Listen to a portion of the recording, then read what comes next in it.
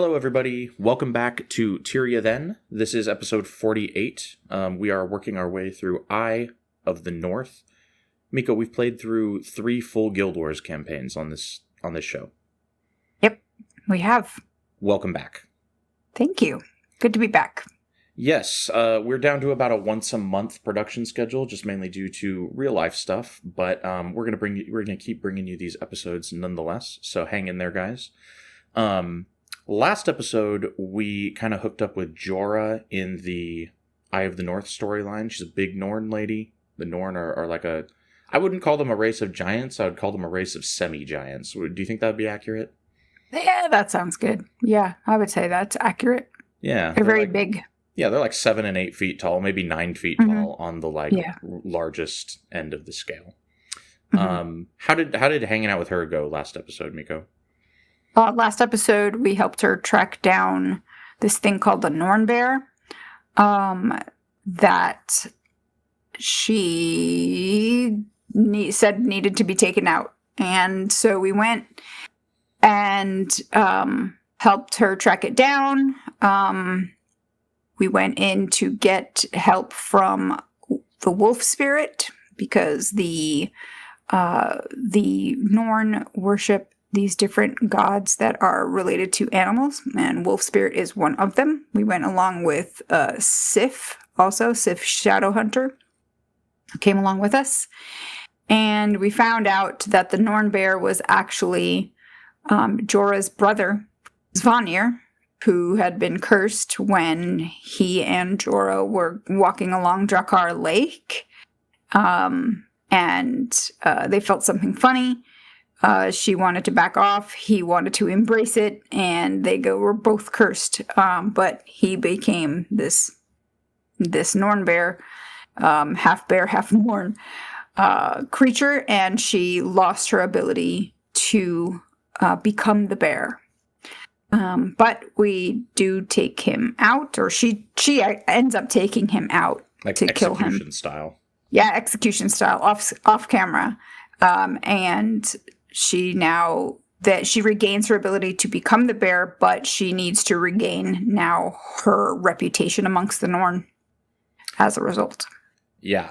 And we gotta what we're going to be doing in this episode is continuing that storyline and getting Jorah all squared away with the bear spirit. Because the first thing that's in my quest log is, hey, go talk to Sif in Sif Hala, because she's got some more info on how to help Jorah, and then she's got some info on how to go find this dude named Olaf also. We're not going to be checking in with Olaf this episode. That's going to be next episode. I figured we'd keep on the Jorah storyline for this episode, since we were doing that all next episode.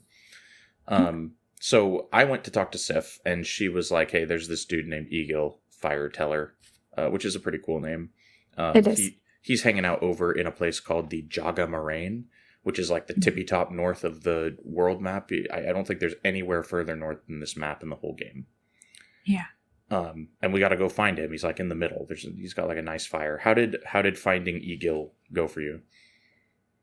It was pretty fine.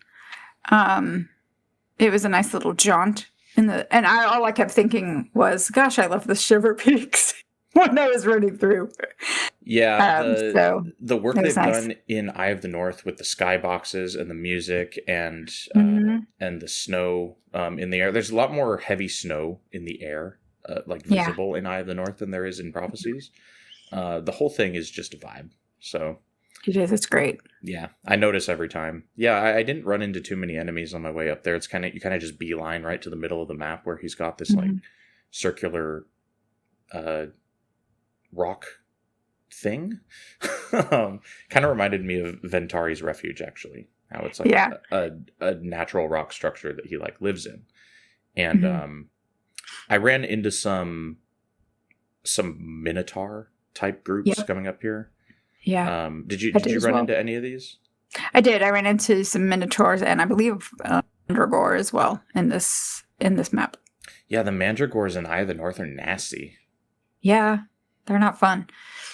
As soon as you contend with one of these Mandragore groups, every single health bar on your party window turns a color that is not red.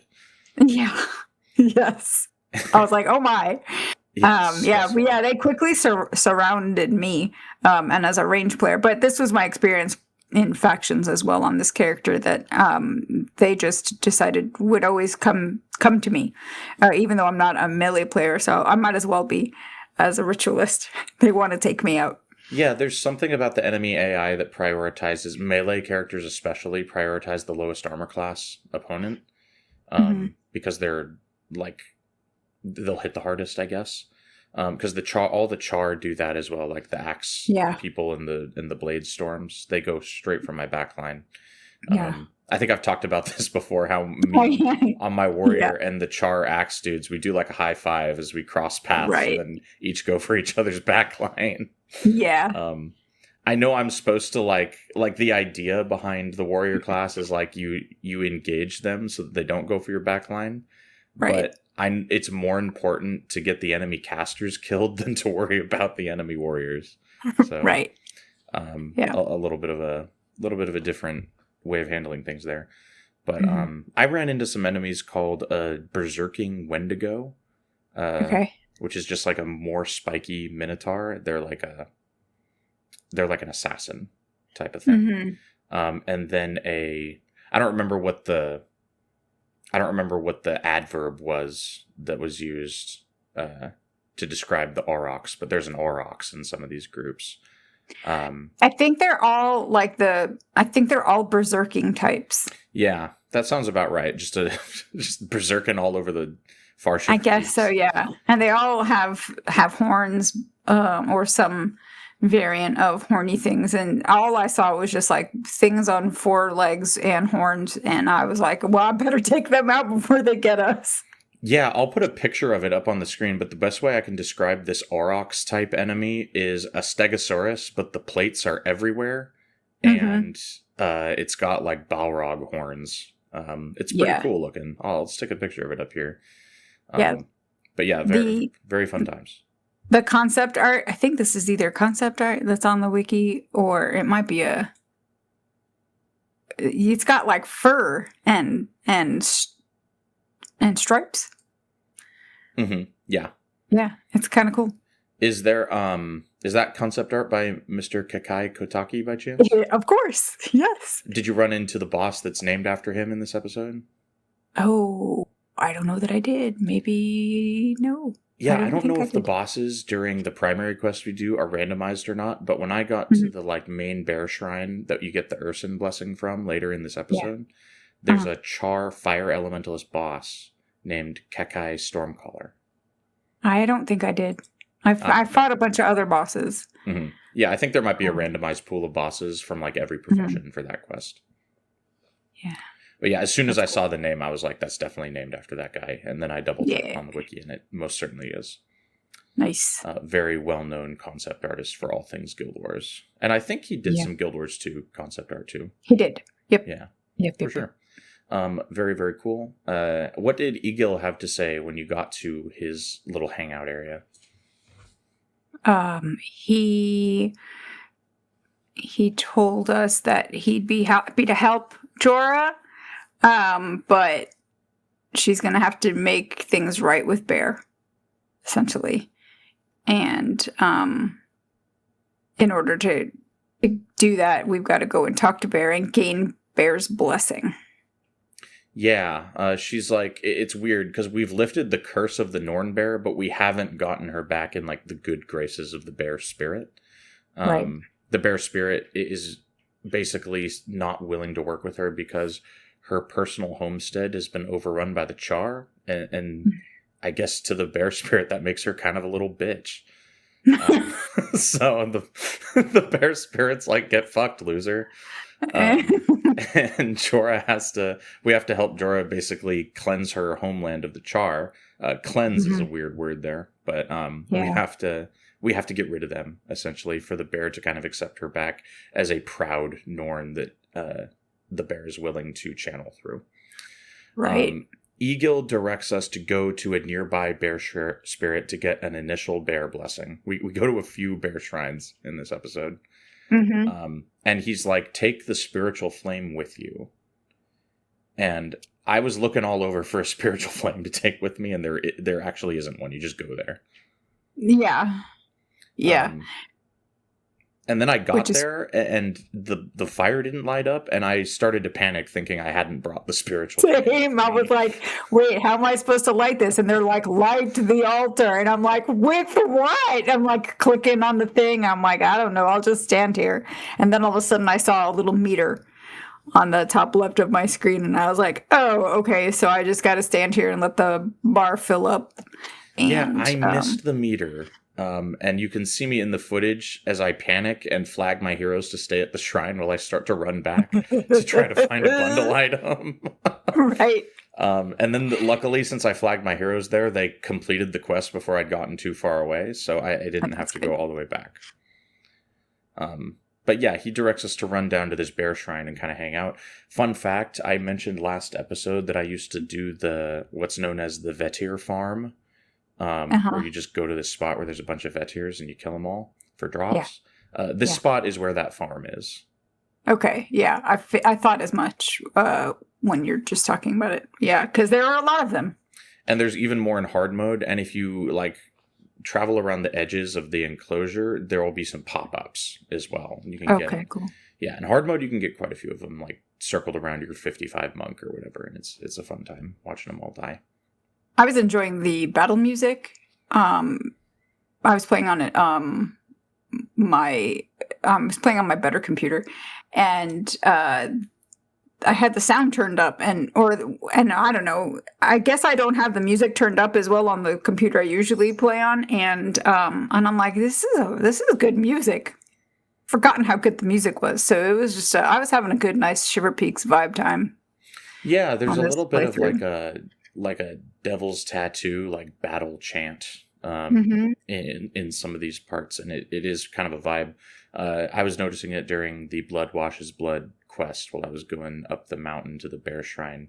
The mountain kind of gets, or the music rather, kind of gets this very battle-y hum to it. Good stuff. There is a cutscene at this bear shrine that we cleanse of nightmares, I think is what's attacking you while you're filling up this progress bar. Yeah, the Arctic nightmares. The Arctic nightmares, not to be confused with Azir shadows or spectral Vetirs. These are all different things, guys. Yeah. So how does this cutscene go? So the cutscene goes, Egil basically tells us to kneel, and he calls upon Bear for the blessing. And then once he summons Bear, he tells Jorah to state her case.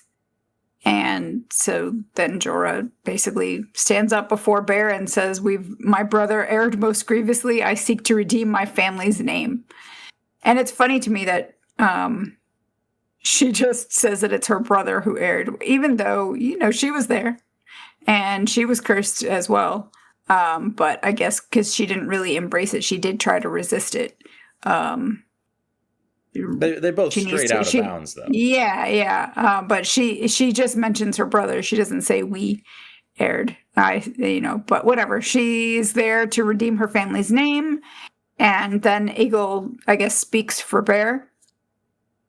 And now, I was a little surprised by Egil's voice here, because Egil,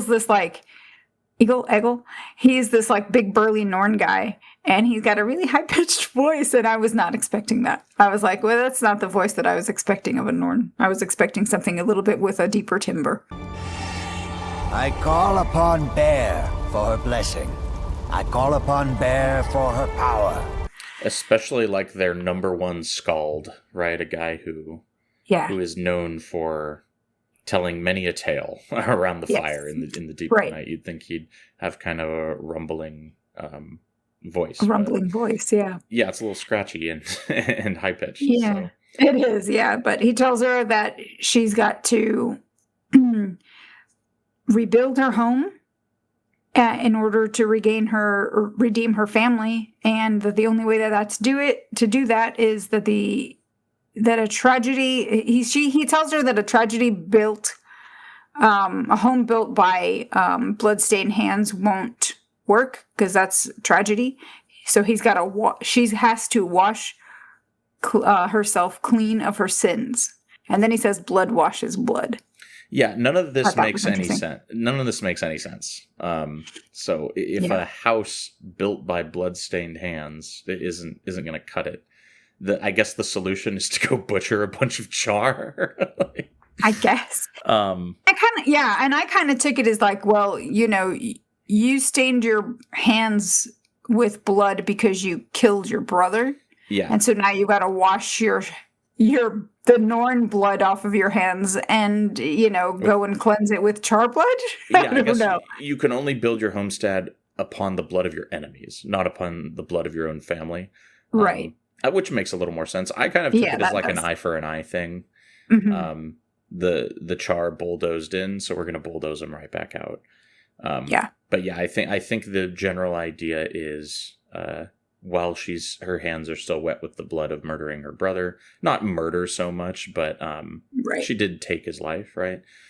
She has to perform a deed that cleanses her of that act. Which is where we come in. Gwen is in my party, and she's all for it. Gwen is all for this. She's all, hell yeah, sign me up. She's like, let's get going. Vec is more skeptical. Mm-hmm. And then that flows. We basically get the quest reward from Egil, and we flow directly into the next quest, which is Blood Washes Blood. And we hop on next door with the bear spirit. He trundles along with us to the Bajora Marches. Yes, the Bureau Marches are... I was excited when I saw the nameplate because I was like, oh, that's right. This place does exist. Yes. In Guild Wars as well. Yep. And I did want to draw some attention to the Res Shrine NPC next to the Bear Shrine. His name is Jarn Skeggy, which I think is one of the best names ever. That's a great name. Yeah, shout out to Jarn Skeggy. He'll never be forgotten. Right. Yeah, I fought him, and then he derided me for not having enough kills. And then we went to the Bajora Marches. Oh, yeah. Mm-hmm. So, what do we got to do when we get into the Bajora Marches? So we've got to go and go with Bear. Don't worry, don't ask questions. Just follow Eagle's directions. Don't doubt it. Just go with Bear and lead Bear in, and Bear will make us a way. And so we go off. I went off trying to get to the shrine, and I made a left turn because I saw Char, and I was like, maybe we need to go kill these guys. That didn't go well because I quickly over-aggroed, and then I was like, shit, I'm going to fail this mission. And then I was resurrected, so that was great. Because this is a nice... The point that you don't have to just resign and that you can get rezzed in missions, I'm all for this. Yeah, no, that's good. Because it's not a mission instance. It's simply you go into this explorable area, and the explorable area is edited to reflect the mission, quote unquote, that you are now playing, but it's more of an enhanced quest experience. Yeah. You don't have the wipe and restart mechanic of traditional missions. So it's like a mission quest hybrid type of thing that happens in Eye of the North. Yeah, cool. And you'll find that the Char on this, they patrol. So you'll constantly be getting hit from the side with additional Char patrols. I found myself just bulldozing everything as fast as I could. But there was a few times where I had some people dying, unfortunately. So it is possible to get overwhelmed in this mission because there's just a lot of Char here. Yes, I had a couple of my heroes that were repeatedly dying, which I'll talk about later.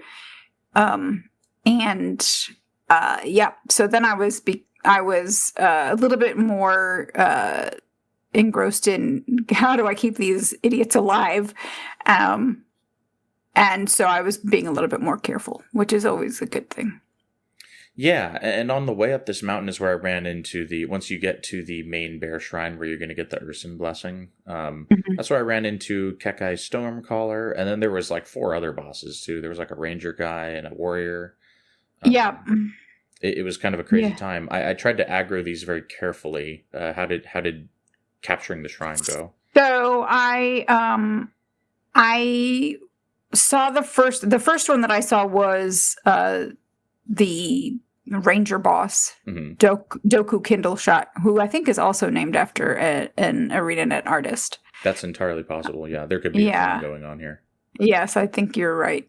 And so I took him out, and then I went up the hill, and then I got a little pop-up that said, kill Daku Kindle Shot. And I was like, he already did. Like, and then I was like, okay, well, apparently this is a thing. I'm in the right area. And then I kind of went to the side because I saw another boss, and I was like, well, I'm not going to get overwhelmed. So I'll just kind of try to aggro these groups separately. And that went better.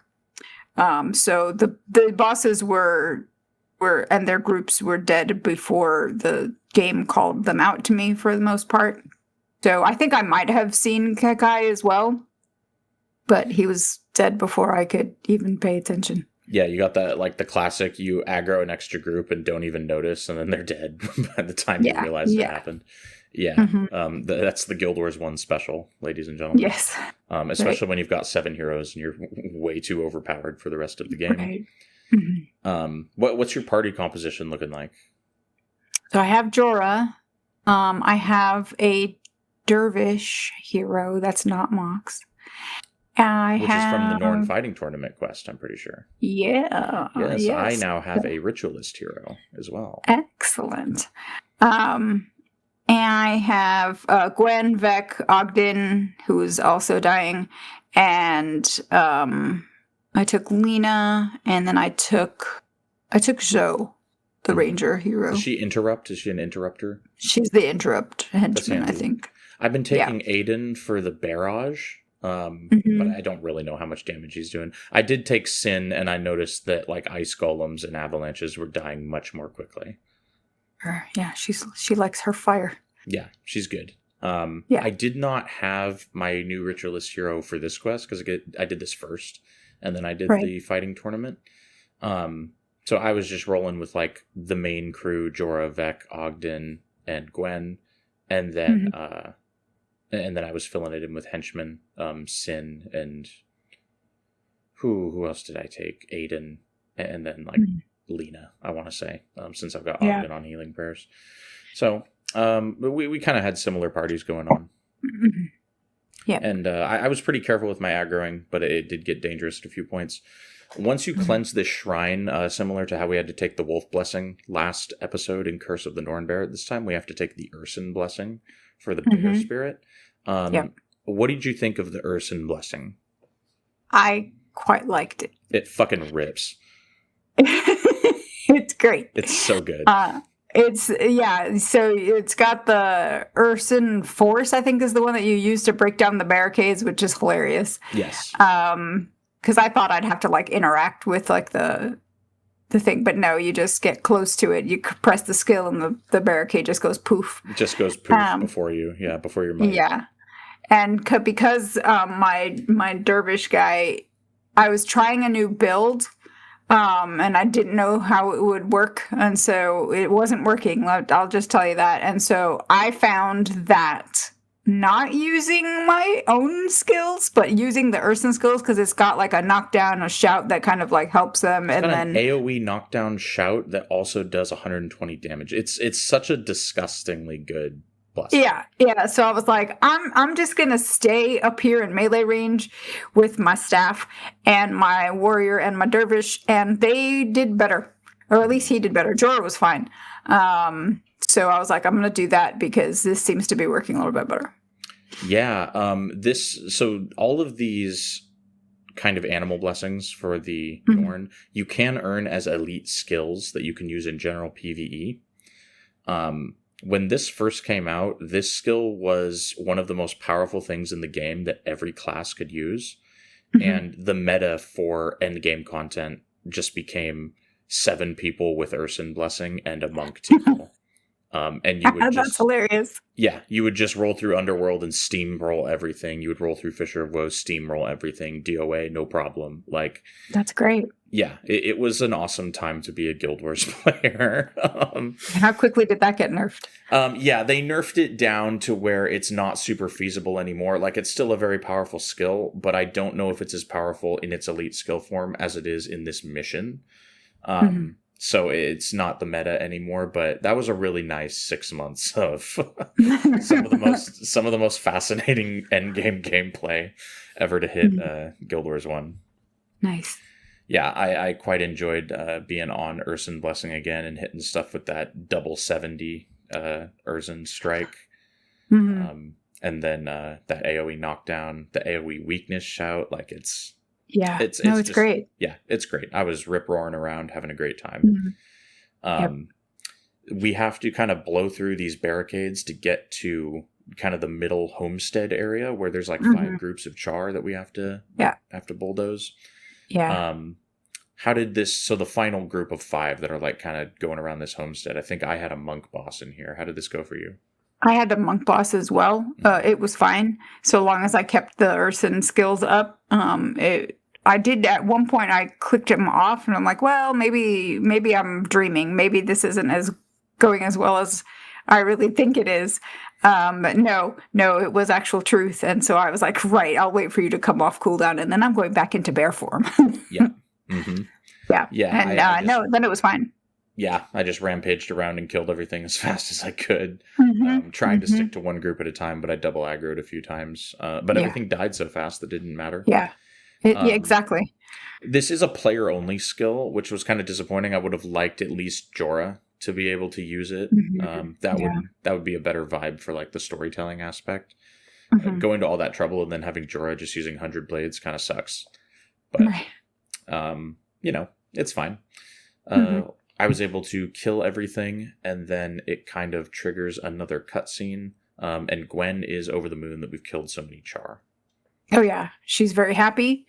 But that quickly, we don't get to dwell on Gwen's elation all that long, because we walk over, Jorah's having a moment, and Ogden immediately tries to, like, ask her if she's going to help, and your character is basically like, Ogden, shush. Like, let her have her moment here. She's just done an important thing. And once she's done, he does ask her if she's going to help. She says yes. He's happy about that. And he's like, okay, so how quick before we can get an army? And she's like, the Norn don't fight in armies. We fight alone. So if you want the other Norn to help you, you're going to have to ask them, and they've got to make up their own mind. And he's not having this, so he goes off in a huff. And your character is like, well, he's just worried about his people. And she's like, sure, okay, but my people, they fight alone. Like, that's what we do. And they have to decide for themselves. I can't make that decision for them. And your character's like, I get it. And she's like, that's why you're the leader. Yeah, I think this quote rips as well. We say, after all that, we say that we understand, and Jorah's like, and that is why you lead. And I'm like, damn straight. Yeah. Like, if it's like, in case you were wondering why you just showed up out of nowhere and everybody seems to just fall in behind you, it's because you're that guy. It's because you're the main character. Right. Yeah, it is funny watching Ogden react to Jorah, basically telling him, yeah, you've earned my help. I will personally help you. Yes. Good luck talking everybody else into helping you. And Ogden just kind of flies off the handle. You and I, we like talked to Gunnar, right? And we've talked to a few other people. So we kind of know this about the Norn already. But in case you as a player like haven't done any of that chit chat with the NPCs, this is the game telling you about that part of their culture. Right. Which will lead us down the path of speaking to Olaf Olafsson next episode, who is one of the other great kind of Norn heroes. But yeah, I thought that was a cool bit of writing that they ended on, and that is why you lead. That's an awesome quote. Yeah. And that was kind of our main story content for this episode. But we did do a side quest. We did the Norn Fighting Tournament. I think you finished up Kilroy Stonekin's tournament that I did last time. I did. I finished up Kilroy Stonekin. He's hilarious. Yeah. And then when I was running around in Jagamoraine, I think it was when I had just gotten up to Egil's house, homestead, and Kilroy was just hanging out. And I was like, what's he doing over here? So I went over to him, and he's just like, I want to go on a rampage. You want to come? And the interaction that you can do is like, I like your style. You're nuts. And you go, and he's like, I'll give you a reward.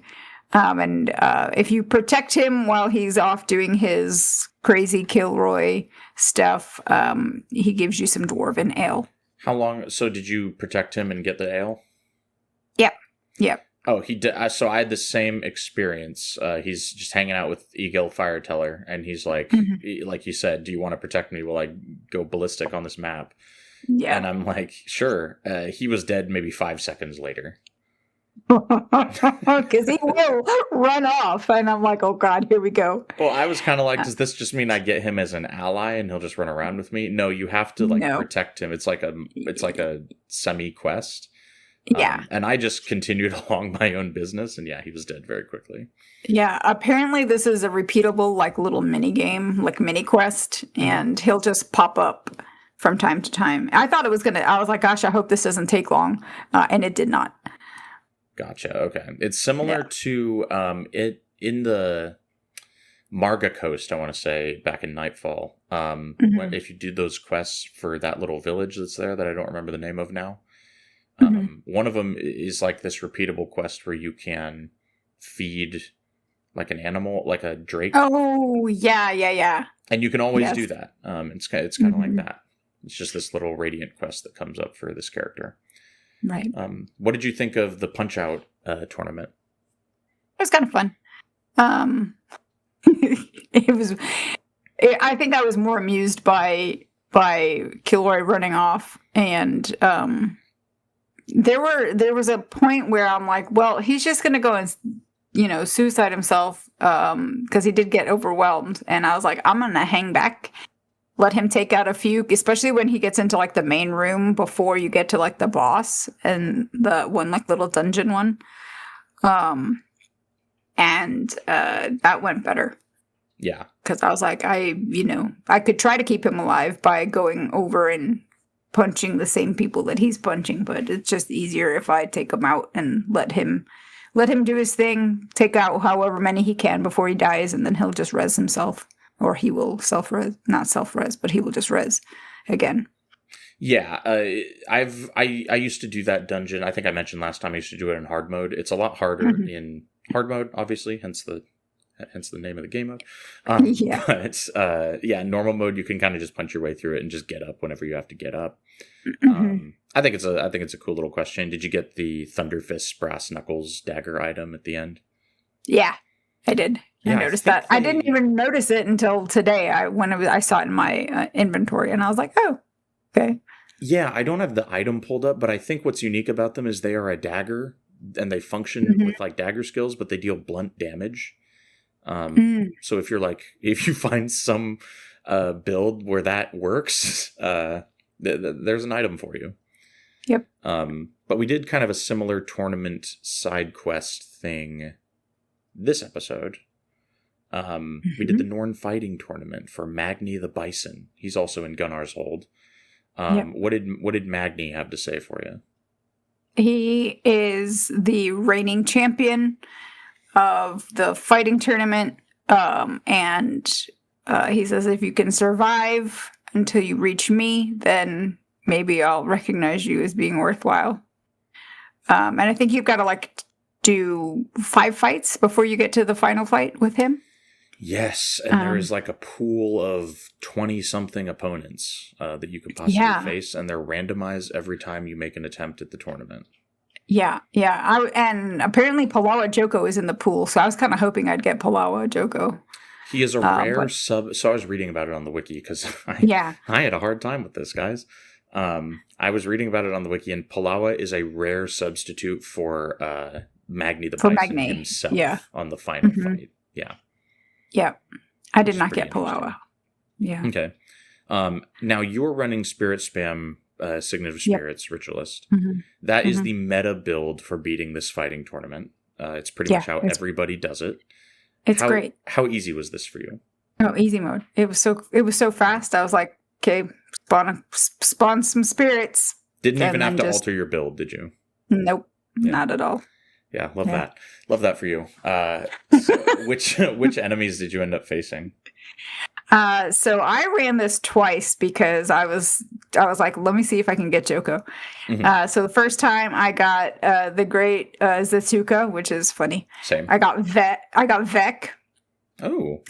I got Zhou, so I got Zhou's journal for the Black Moa chick. Oh, okay. I got the Headmaster Vang, and then I got Magni. Okay. That was I didn't get some of those because the pool for opponents is pretty large. My fucking experience with this fighting tournament, good lord. I think it's cool that you have to do this fighting tournament maybe multiple times to get certain opponents to advance certain aspects of the game. For instance, if you get Xandra, she becomes your ritualist hero for you. If you get Kamu, he becomes a dervish hero for you. Did you get Kamu the second time you went through it? So the second time I did it, I got Xandra and I got Kamu. So I've unlocked them both. Yeah. I know. I was like, whoa. Yeah. Yeah. And then, getting the journal for Zoe, I think, is cool because there's like this whole mini, or maybe not even mini quest, but like meta quest of hatching a Black Moa chick with certain ranger things in the game, and that's one of them. Yeah. So that's pretty cool. I like that they use this fighting tournament as like a springboard or a check-in point for other quests. But you didn't get Joko either time? No. But I figured I got a lucky roll because I got Zoe, Xandra, and Kamu. Yeah. So I was like, all right, I'm not gonna that's my RNGesus for the day, friends. Yeah. Yep, that's useful. Did you get the crown at the end from the collector? Yeah. You get the Bison Cup as a reward. With a Bison Cup, yeah. I got the Bison Cup. I think you can trade in the Bison Cup for the crown at the collector if you want to. No, I still have the cup. Oh, okay. And I got a coin. The second time I got a coin. What kind of coin Bison coin. It's a Bison coin. Okay, I think you can trade in some of the Bison coins for the crown at the collector, if I'm not mistaken. The crown is really ugly. It's a super ugly headpiece. So I never get it, but my round one, I also had the Great Zatuka, which is funny. He basically, after you beat him, he says that he allowed me to win to teach me the value of never giving up. Which is hilarious. And very in character. My second opponent was Xandra. She was absurdly easy for me on my axe build. She died in like 3 hits. I hit her for like 100 damage at a time. Oh. And then I ran into Lucas, the warrior henchman from Faction. Yes. He has ripostes, and he deleted me fairly quickly. Oh no! There was nothing I could do. So I re-rolled. I probably tried to do this 5 times. Okay. I re-rolled and I ran into Little Tom, who has like a... Do you remember in the marketing for Prophecies where they were like, you could be a warrior, but if you dual class to a second profession elementalist, you can use Firestorm. Yeah. Little Tom has like a meme build that's a warrior with Firestorm. He said I'm not half as intimidating as Farracapo. Of course. Then I kicked his ass. I got Orion, who just brags about how wonderful he is. He's just a fire elementalist. He's Firestorm. He sucks. I ran into Pinaku, who tells me that I should be grateful that the tournament demands a straight-on fight. Otherwise, he would just kill me before I even knew he was there. And then I lost to whoever was after Pinaku. I don't remember who it was. But that's when I stopped kind of paying attention to the dialogue because I was starting to get annoyed. I tried doing this with a hammer build that focused on knockdowns. I tried doing this with axe. And then I tried, so I'm not far enough into factions on my warrior to capture signet of spirits. You have to get all the way down to like Ferndale. So I just loaded up factions and I grabbed like a couple of non-elite spirits and tried to do like a warrior spirit spammer without signet of spirits, which doesn't work. I don't have enough energy or energy regeneration to maintain spirits. So I could not beat this. I have not beaten the fighting tournament. Oh. Yeah. Wow. I'm without victory. Aaron was defeated by... Because here's the thing about this tournament is the opponents are randomized, and they all have fairly interesting builds. And as a warrior, if you are focusing on hitting with melee damage to win these fights, one of those 5 opponents will directly counter you. Like, you would have to get absurdly lucky to to run through this without an opponent that directly counters physical melee. Norgu deleted me, like just absolutely obliterated me. He's got like visions of regret or some cursed shit like that. Alesia, the healer henchman, destroyed me. Really? Yeah. Wow. She has a swordsmanship healing hands monk build. Unkillable. Wow. So you went and looked up what builds they have, because I didn't even. Oh, I was like, I don't know. I was just noticing what skills they were using. I didn't look. I don't think they really, like when they were fighting, when I was fighting them, or they were fighting my spirits. They didn't really get enough. They didn't have enough time to like use most of their skills, so I didn't get to see most of any of what they had. Yeah, Spirit Spammer counters everything in the game, so you like don't you don't have to think about it. Normally, if I were like playing this for my own account progression enjoyment, I would just like play through factions until I could get, or I would go buy an elite skill tome and just get Signet of Spirits and then obliterate this tournament.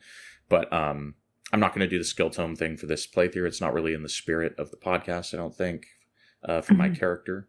And then I just don't have time to go play through that much factions right now. So the tournament is uncompleted by Aaron the Third. Or no, this is the first Aaron actually. This is the first Aaron, yeah. Yeah. So Aaron maybe one day victory. Yep. One day Aaron will beat the tournament. Yeah, maybe when I've got some extra time to go get Signet of Spirits, because basically, if you can get Signet of Spirits, you can beat this tournament, and that's pretty much the rundown of it. But yeah, I've got Xandra now. That's cool. She's a ritualist.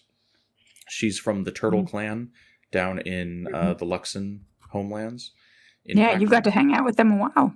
Yes, and me having done the Luxon side, Xandra and I get along very well. She talked about when I fought her in the tournament, she talked about how she was like trying to bring honor to her clan. And then since I bested her, her services are now mine. Right. So I've got a Spirit Spammer on my team because while I don't have Signet of Spirits, I do have it unlocked on my account. So Xandra can certainly use it. There you go. Yeah, so I've got her ripping it up with Spirit Spam. So my party's like, that adds a ton of power to my party. Having a Spirit Ritualist on my team now. Yeah. So party's looking pretty good. Good. Yeah. So going into next up, I ruined her out and stuff, right? I went and like sold a bunch of material stacks so I could get runes for her. Right. I'm super destitute, guys. Like the amount of heroes I'm getting that I have to kit out, it's draining the old finances. So, yep. Yeah. And Ritualists have a cool, it's not a rune, what's the other one? Insignia. Insignia where they get armor based on how many spirits they have up at any given time. And I was like, I should get those. They are 4,000 gold apiece. So, did not avail myself of those, but I wish. So, did you do anything else this episode? I did one final service quest for Artificer Molinex to defend the Eye of the North. Is that a follow-up to the service quest where you went and killed Jar last episode? Yeah. This one I had to defend the Eye of the North from centaurs. So it's, the Modenir. We ran into them on our way to Sifhala, I want to say. Yeah, and so basically, like, if you follow the wiki's advice, which is to set up your party up on the ramp and then take out each group one at a time, that's what you do. And that's what I did. So it was pretty easy. So is it like a wave thing, or do they just all spawn and you can pick them off as you need to? No, they will come in waves, like little mini Zergs, but they come in waves. So it's not like they all just come at you. It's taking me back to Nightfall. I feel like Nightfall, every area had multiple quests that were defend waves. Yeah. That was like the name of the game in Nightfall. I didn't really notice it until like you brought this quest up, and then it immediately made me think of Nightfall, and I'm starting to realize how many times in Nightfall we had to do a wave defense quest. Yeah. Yeah. So that's this. This quest is that, basically. It's a wave defense, and I think it's like 5 waves or something like that. It's not hard. And some of the enemies are like level 8, and I'm like, what are you doing here? You're a baby. Get And then out of here. and then you've got like, there are some level 20s and they're mixed in. So it's just weird that I was seeing some level 8s as well. And I'm like, I don't understand why these guys are here. But okay, sure. Yeah, and that reminds me. Making up numbers. Yeah, because that reminds me of the last quest you played in this chain where they had like some level 8 char as well last episode. Mm-hmm. Yeah. Did any of the char, because we faced a lot of new char types while doing the Blood Washes Blood quest, did any of the new types of char with like the hybrid builds like give you trouble? Yeah. Yeah, what did you what are some of the ones you thought were gnarly? I don't like the flame shielders. The flame shielders, yeah, there were a couple that were, I don't know which ones they were, that had some ritualist skills, some that had some paragon skills, and I was like, you're not supposed to have that. But yes, they do. Yeah, I want to say the Hex Reapers are like necromancer ritualists, and they have spirits. The Flame Shielders have like elemental nuking and monk abilities, which is like monk ability. Fucking nightmare. Yeah. The Char Prophets are like much better healers than the original Char Monks and Prophecies. Yep. Yeah, it's kind of a bad time with the new enhanced char builds that they have, and we're going to be experiencing those a lot more when we start the Gwen storyline. Yep. Probably in episode 50, we're going to do that because we're doing Olaf next, and I think that wraps up the Norn storyline. I think so. I think episode 50 is a good episode to do the Gwen storyline. We can I think we do. I think. Yeah. Oh yeah. Yeah. Bonus mission. Yeah, Right, episode 50, guys. Gwen bonus mission. Start heading over towards Long Eyes Ledge. It'll be great. That's great, yeah. Yeah, so that's about where we are in the game for now, guys. A little bit of a shorter episode this time around. But I'm thinking maybe next episode, since we're doing Olaf, maybe we also do the Dirty Deeds Done Dirt Cheap side quest from Sif Hala. Because that kind of goes with the whole Norn vibe. Right. It's a good quest name. I want to do it just because of that. Well, and you'll have a great time with it because part of that quest chain is solo killing the Celestial Griffin or whatever the hell it is. And guess what the optimal build to do that with is? Spirit Spammer? That is correct. Yes, bingo. So nice. We'll do another quest. Man, I'm glad I picked my ritualist for this. You really nailed it with the pick. Yeah, we'll do another quest chain where Miko will absolutely wipe the floor with the solo content, and I will undoubtedly struggle. So stay tuned for that, guys. Until then, where can people find you on the internet, Miko? You can find me at Inky Sticks on your social media platforms. And you can find us at Tyria Now on Twitter and Blue Sky and YouTube. And what am I missing here? Spotify and Apple Podcasts. Where we upload our audio only for the people who like to listen to this on their commute or while they're away from the house or while they're doing something else. So we will see everybody on the next episode to go after Olaf Olafsson, guys. And until then, see you later, folks. Bye.